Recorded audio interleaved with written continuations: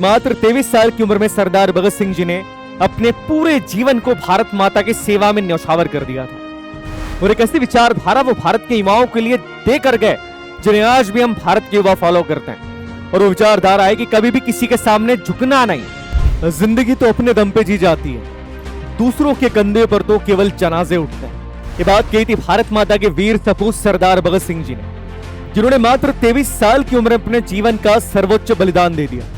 आप सोचिए 23 साल उम्र क्या होती है। 23 साल की उम्र में व्यक्ति को अपने जीवन का लक्ष्य तक पता नहीं होता है, वो भटकता है कि वास्तविकता में उसे अपने जीवन में करना क्या है। और मात्र 23 साल की उम्र में सरदार भगत सिंह जी ने अपने पूरे जीवन को भारत माता की सेवा में न्यौछावर कर दिया था। और एक ऐसी विचारधारा वो भारत के युवाओं के लिए देकर गए जिन्हें आज भी हम भारत के युवा फॉलो करते हैं। और वो विचारधारा है कि कभी भी किसी के सामने झुकना नहीं, अगर कोई चीज गलत है तो वो गलत है, गलत के सामने कभी मत झुको, चाहे सामने वाला कितना भी ताकतवर हो।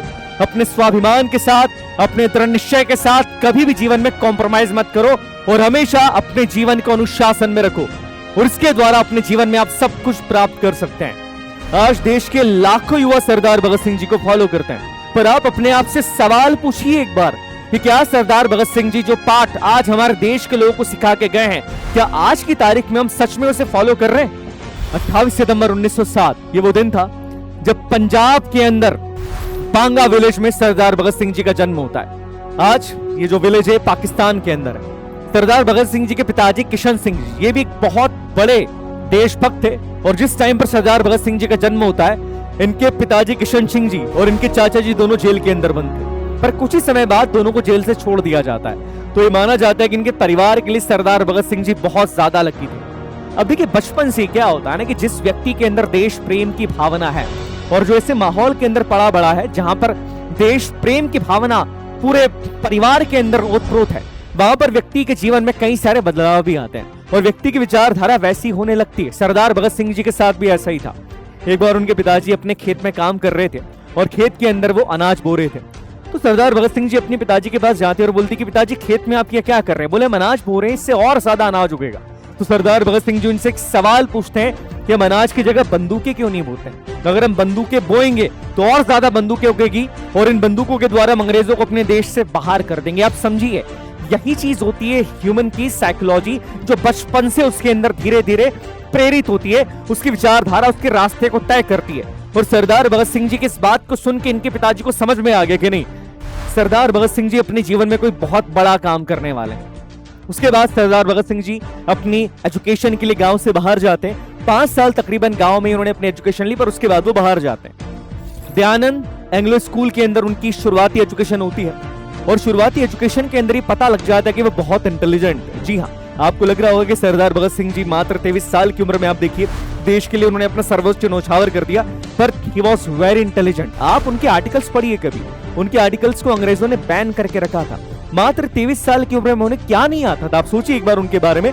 सोशलिज्म के ऊपर उनकी जो विचारधारा है, आज भी बड़े बड़े फिलोसोफर्स उस विचारधारा को मैच नहीं कर सकते। उस समय के अंदर भी सरदार भगत सिंह जी ने अपने एजुकेशन के साथ साथ अपने देश प्रेम की भावना को भी लगातार धीरे धीरे आगे बढ़ाया और इसी के साथ साथ उनकी इस जर्नी की शुरुआत होती है 13 अप्रैल 1919।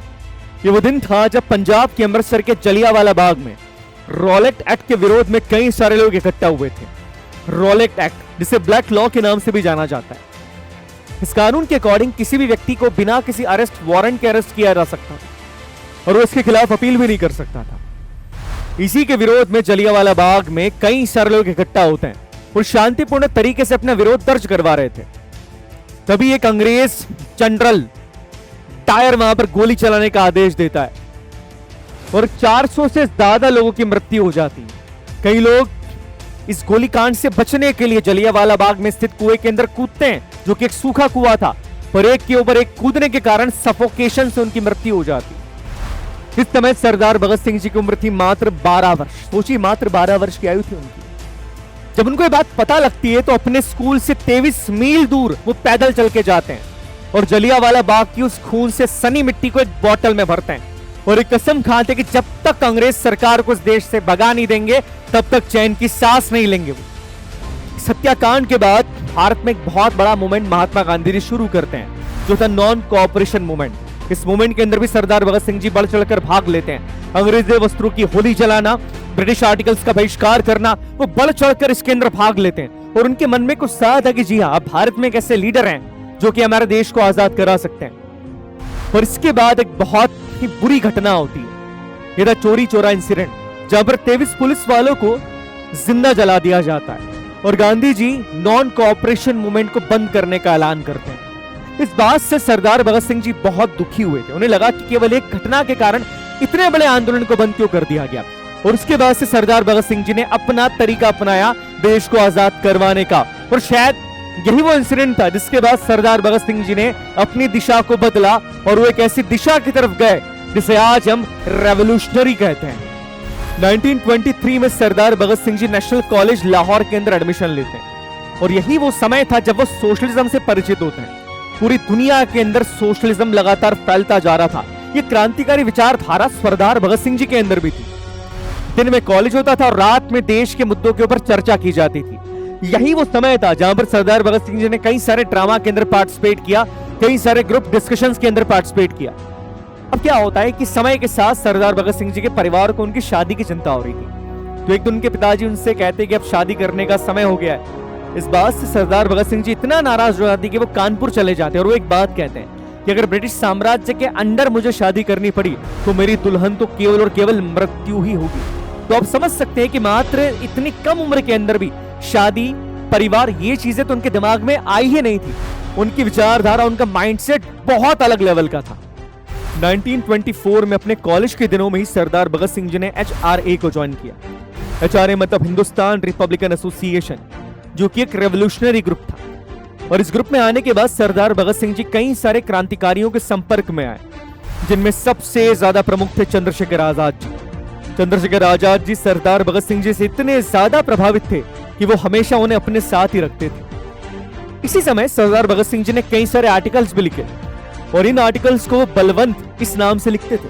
कई आर्टिकल्स तो इतने रेवोल्यूशनरी थे कि अंग्रेजों ने उन आर्टिकल्स को बैन कर दिया। इसके बाद 1926 में सरदार भगत सिंह जी ने नौजवान भारत सभा की स्थापना करी। इसका एम यह था कि भारत के युवाओं में देशभक्ति की भावना को प्रेरित करना, खास करके पंजाब के अंदर। पर इसी बीच एक ऐसी घटना होती है जिसमें सरदार भगत सिंह जी को जेल जाना पड़ता है। बिकॉज देखिए, इतने सारे आर्टिकल्स लिखने के कारण सरदार भगत सिंह जी अंग्रेजों की नजर में आ गए थे। 1927 में सरदार भगत सिंह जी को अरेस्ट कर लिया जाता है लाहौर बॉम्बिंग केस और काकोरी कॉन्स्पिरेसी के अंदर, काकोरी षड्यंत्र, जिसकी जिम्मेदारी HRA ने ली थी। पर इसमें सरदार भगत सिंह जी के खिलाफ कोई बड़ा सबूत नहीं मिलता, इसलिए 60,000 रुपए की जमानत देकर उन्हें 4 हफ्तों बाद छोड़ दिया जाता है। पर एक बहुत बड़ी समस्या यहां पर यह होती है कि अब HRA टूट चुकी थी। बिकॉज चंद्रशेखर आजाद जी को पकड़ने के लिए अंग्रेजों ने हर तरफ जाल बिछा के रखा था। इसी बीच सरदार भगत सिंह जी चंद्रशेखर आजाद जी से मिलते हैं, पर इसका बहुत ज्यादा फायदा नहीं होता क्योंकि HRA अब बिखर चुकी थी। और इसी के बाद सरदार भगत सिंह जी स्थापना करते हैं HSRA की, हिंदुस्तान सोशलिस्ट रिपब्लिकन एसोसिएशन की। और याद रखिएगा, इस एसोसिएशन का केवल एक ही काम था कि भारत से अंग्रेजों को किसी भी कीमत पर बाहर निकालना। 1928 में भारत की सरजमीं पे कदम रखता है साइमन कमीशन। साइमन कमीशन, जिसे ऑल व्हाइट मैन कमीशन के नाम से भी जाना जाता है। इस कमीशन में टोटल 7 मेंबर्स थे और सातों के सातों विदेशी। इस कमीशन का काम था कि भारत के अंदर गवर्नमेंट ऑफ इंडिया एक्ट 1919, उसकी असफलताओं और सफलताओं को रिव्यू करना और उसके बाद अपनी एक रिपोर्ट देना। और इसी रिपोर्ट के आधार पर भारत के लिए कानून बनाने की तैयारी चल रही थी। पर इस कमीशन में कोई भी भारतीय का ना होना, ये हमारे लिए एक बहुत बड़ा ड्रॉबैक था। इसीलिए भारत में हर जगह साइमन कमीशन को भगाने के लिए, उनका विरोध करने के लिए आंदोलन चल रहे थे। ऐसा ही एक आंदोलन लाहौर के अंदर होता है। फिर लाहौर के इस आंदोलन में लाला लाजपत राय की लाठी मार मार कर हत्या कर दी जाती है। मैं इसे हत्या कहूंगा बिकॉज जानबूझकर लाला लाजपत राय जी को टारगेट किया जाता है। हत्या से सरदार भगत सिंह जी बहुत क्रोध में थे क्योंकि भारत की सरजमीं के ऊपर भारत के इतने बड़े नेता की हत्या कर दी गई और ब्रिटिश सरकार ने इस चीज को जस्टिफाई किया कि ये केवल एक दुर्घटना थी और इसके जिम्मेदार लोगों को किसी भी तरह का दंड नहीं दिया गया। लाला जी की हत्या का बदला लेना अत्यंत आवश्यक और तय किया जाता है कि जो अधिकारी इस पूरे हत्याकांड के अंदर इन्वॉल्व था उसकी हत्या की जाएगी और उसका नाम था जेम्स स्कॉट। तय किया जाता है 17 दिसंबर 1928। सरदार भगत सिंह जी और राजगुरु जी की जिम्मेदारी थी कि स्कॉट को गोली मारना। चंद्रशेखर आजाद जी दोनों को कवर देंगे और जय गोपाल की जिम्मेदारी थी कि स्कॉट को पहचानना, बिकॉज उनके अलावा कोई और स्कॉट को पहचानता नहीं था। पर यहाँ पर एक बहुत बड़ी गलती होती है। हड़बड़ाहट के अंदर जय गोपाल सॉन्ड्रस को स्कॉट समझ लेते हैं और यहाँ पर जॉन सॉन्ड्रस की गोली मार के हत्या कर दी जाती है। जॉन सॉन्ड्रस जो कि एसपी था और पुलिस थाने के बाहर ही उसकी गोली मार के हत्या की जाती है। इसमें पहली गोली चलाते राजगुरु जी और दूसरी गोली चलाते सरदार भगत सिंह जी। इसके बाद दोनों को पकड़ने के लिए पूरे इलाके में सर्च ऑपरेशन किया जाता है और HSRA के कई सारे ठिकानों के ऊपर छापे मारे जाते हैं। और सरदार भगत सिंह जी को समय पर लाहौर से कलकत्ता जाना अत्यंत आवश्यक था, क्योंकि अगर अपने रेवोल्यूशन को आगे बढ़ाना है तो सरदार भगत सिंह जी इस समय पर अरेस्ट होना अफोर्ड नहीं कर सकते। इसी समय पर उनका साथ देते प्रोफेसर भगवती चरण वोरा। प्रोफेसर भगवती चरण वोरा जो कि एक बहुत बड़े प्रोफेसर और क्रांतिकारी भी थे। उनकी वाइफ थी दुर्गावती देवी जी। सरदार भगत सिंह जी अपना हुलिया बदलते हैं, वो अपनी दाढ़ी कटवाते, अपने बाल कटवाते हैं और लाहौर से कलकत्ता ट्रेन की तरफ रवाना होते हैं। इसके अंदर दुर्गावती जी उनकी वाइफ बनती है और सुखदेव जी उनके नौकर बनते हैं और इस तरीके से वो लाहौर से कलकत्ता निकलते हैं इस हत्याकांड के बाद। इसके कुछ समय बाद सरदार भगत सिंह जी अपने आप को किसी भी तरह की एक्टिविटी से दूर रखते हैं, पर ब्रिटिश सरकार अपने अत्याचारों से बाज नहीं आती और इस बार ब्रिटिश सरकार ने अत्याचार करने की कोशिश करी दो बिल्स के द्वारा, पब्लिक सेफ्टी बिल और ट्रेड डिस्प्यूट बिल, जिसके द्वारा भारतीयों के अधिकारों को और ज्यादा छीने जाने वाला। सरदार भगत सिंह जी एक फैसला लेते हैं। वो कहते हैं कि पैरों को सुनाने के लिए धमाके की आवाज करना जरूरी है, इसलिए तय किया जाता है कि ब्रिटिश असेंबली दिल्ली के अंदर 2 बम फेंके जाएंगे और यहाँ पर मकसद किसी को हताहत करना नहीं है, केवल अपना क्लियर संदेश ब्रिटिशर्स तक पहुंचाना है कि ब्रिटिशर्स किसी भी बिल को भारत में ऐसे ही लागू नहीं कर सकते। हम भारतीय हर बिल का विरोध करने में सक्षम है। पर HSRA के लोग नहीं चाहते थे कि सरदार भगत सिंह जी इस इंसिडेंट के अंदर इन्वॉल्व हो, बिकॉज ये तय था कि बम फेंकने के बाद ब्रिटिश गवर्नमेंट सरदार भगत सिंह जी को अरेस्ट करेगी और उसके बाद उन्हें फांसी दे दी जाएगी। पर सरदार भगत सिंह जी ने कहा कि सबसे अच्छा मौका है देश के जनता को, देश के युवाओं को अपनी बात बताने का, और तय किया जाता है कि इस घटनाक्रम को अंजाम देंगे सरदार भगत सिंह जी और बटुकेश्वर दत्त। असेंबली के अंदर 2 बम फेंके जाते हैं। बम फेंकते ही सारी असेंबली में धुआं हो जाता है, भगदड़ मच जाती है। सरदार भगत सिंह जी चाहते तो वहां से भाग सकते थे, पर उनका मकसद वहां से भागना नहीं था। सरदार भगत सिंह जी और बटुकेश्वर दत्त नारे लगाते हैं इंकलाब जिंदाबाद और कई सारे पर्चे फेंकते हैं जिसमें लिखा होता है कि पैरों को सुनाने के लिए धमाके की आवाज जरूरी है। और इसके बाद अंग्रेज सरकार को वो मौका मिल जाता है जिसकी वो कब से तलाश में थी, और वो मौका था सरदार भगत सिंह जी को अरेस्ट करना और उनको फांसी के फंदे पे चढ़ाना। इसके बाद सरदार भगत सिंह जी को 2 केस के लिए डिटेन किया जाता है। पहला केस था सॉन्डर्स की हत्या करना, दूसरा केस था असेंबली के अंदर बम फेंकना, और इन दोनों ही केसेस की पैरवी सरदार भगत सिंह जी खुद करते हैं। पर ब्रिटिशर्स अपना मन बना चुके थे कि किसी भी कीमत के ऊपर सरदार भगत सिंह जी को आजाद नहीं करना।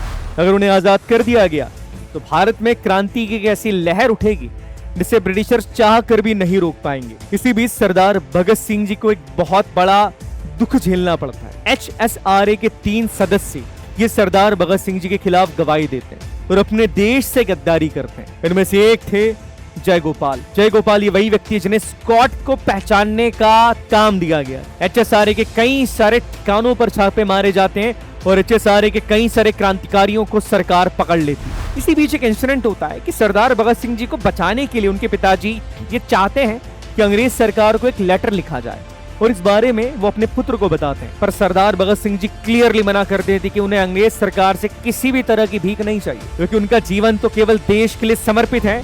इसलिए वो अपने पिता से कहते हैं कि मेरे लिए अंग्रेज सरकार से किसी भी तरह की अपील नहीं की जाए। इसके बाद तय किया जाता है कि सरदार भगत सिंह जी, राजगुरु जी और सुखदेव जी को फांसी दी जाएगी। फांसी का दिन तय किया जाता है 24 मार्च 1931 और इन तीनों को लाहौर के सेंट्रल जेल में रखा जाता है। जब सरदार भगत सिंह जी सेंट्रल जेल के अंदर जाते तो वो वहां पर कैदियों की स्थिति देखते हैं। वो देखते हैं कि अंग्रेज सरकार ब्रिटिश कैदियों के साथ अलग व्यवहार करती है और भारतीय कैदियों के साथ अलग व्यवहार करती है। बेसिक चीजें भी भारतीय कैदियों के पास नहीं थी, न उनके पास पढ़ने के लिए पेपर था, न पीने के लिए साफ पानी और न ही खाने के लिए पर्याप्त और साफ खाना। इसी को लेकर सरदार भगत सिंह जी एक भूख हड़ताल के ऊपर बैठते हैं और ये भूख हड़ताल दुनिया की सबसे बड़ी भूख हड़ताल है।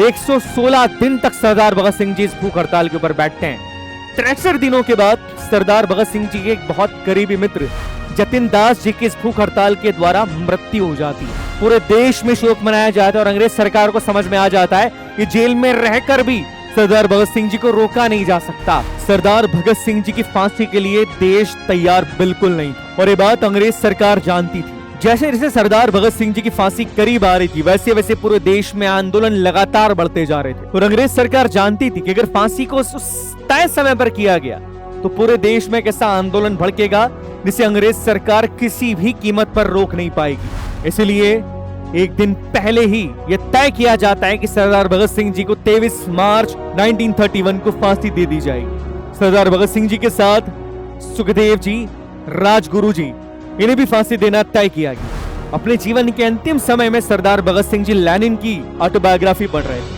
जब जेलर उन्हें लेने के लिए आता है तो वो कहते हैं कि मुझे कुछ समय दो, अभी एक क्रांतिकारी दूसरे क्रांतिकारी से मिलने वाला।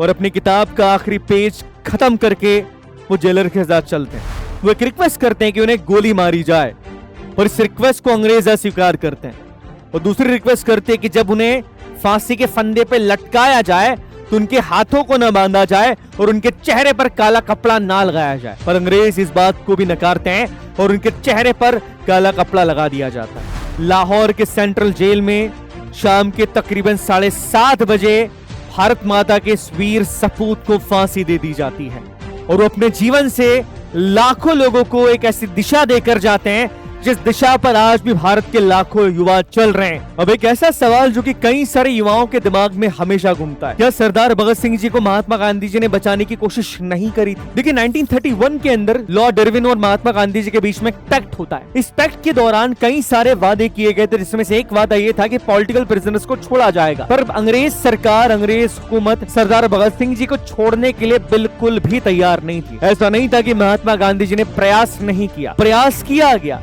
कई बार प्रयास किया गया, पर सरदार भगत सिंह जी को छोड़ने के लिए अंग्रेज सरकार तैयार इसलिए नहीं थी क्योंकि उन्होंने सॉन्डर्स का मर्डर किया था और अंग्रेजों का कहना यह था कि एक ब्रिटिश अधिकारी के हत्यारे को हम कैसे छोड़ सकते हैं। तो ये बात कहना कि महात्मा गांधी जी ने सरदार भगत सिंह जी को छोड़ने के लिए अपील नहीं की थी, ये सरासर गलत होगा। उनके ऊपर काफी प्रेशर था, उन्होंने अपील भी करी, बट अंग्रेज सरकार ने उनकी इस अपील को नहीं माना। 23 मार्च 1931 ये वो दिन था जब सरदार भगत सिंह जी, राजगुरु जी और सुखदेव जी को फांसी दे दी गई। लेकिन हम सबको याद रखना है कि सरदार भगत सिंह जी हम सारे युवाओं के लिए क्या संदेश देकर गए थे। किसी भी कीमत के ऊपर अन्याय के सामने मत झुको।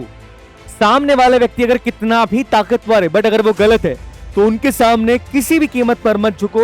यही सरदार भगत सिंह जी आपको और मुझे सिखा कर गए हैं। ब्रिटिश साम्राज्य इतना बड़ा था, पर मात्र 23 साल की उम्र में सरदार भगत सिंह जी उस साम्राज्य की नींव हिलाकर चले गए और यही प्रेरणा हमें सरदार भगत सिंह जी से लेनी चाहिए। जय हिंद।